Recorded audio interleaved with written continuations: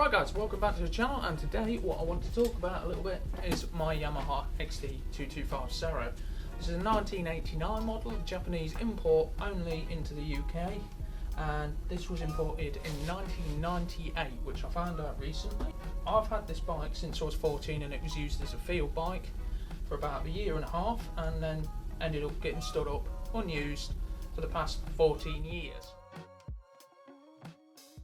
Now, recently I decided, having the S-Class, having a 4.3 and doing a 60-mile round trip most days to work and back, it's not economical. To be fair, it's resulting in like £300 a month fuel bill, which I want to knock that down.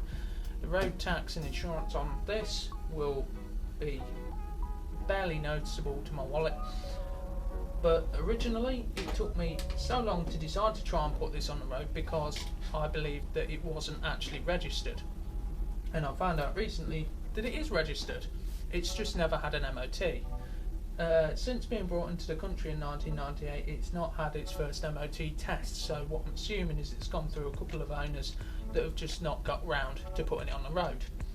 So I'm going to put it on the road, use it as a commuter bike, and still use it for a bit of fun. Now, in this video I'm not going to get a chance to show you it riding. I would like to, but I just can't find any of my camera mounts.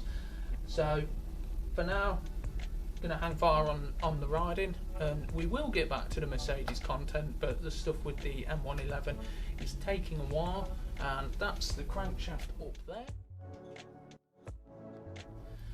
for the 2.5 litre M-oneeleven build. Back to this.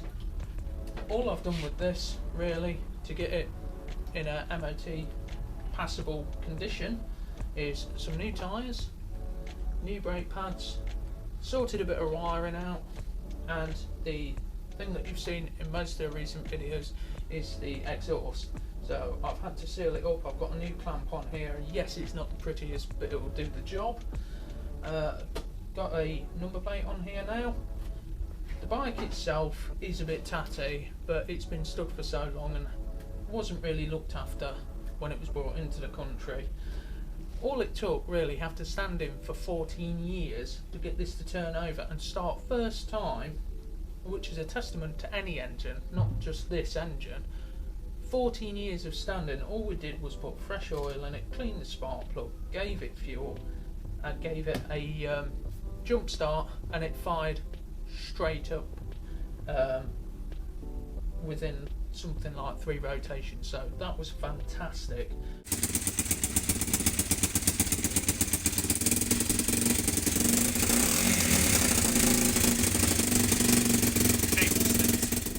The bike itself, like I say, hasn't required much work. I did have to put a new master cylinder on it, thinking about it, because it had just totally seized up, which is not surprising, being stood for that amount of time. The bike itself is only rated at something like 20 horsepower, but it's a good fun little bike. It's lightweight. It's I think it's 120 something kilograms, so it's a lightweight bike in my opinion.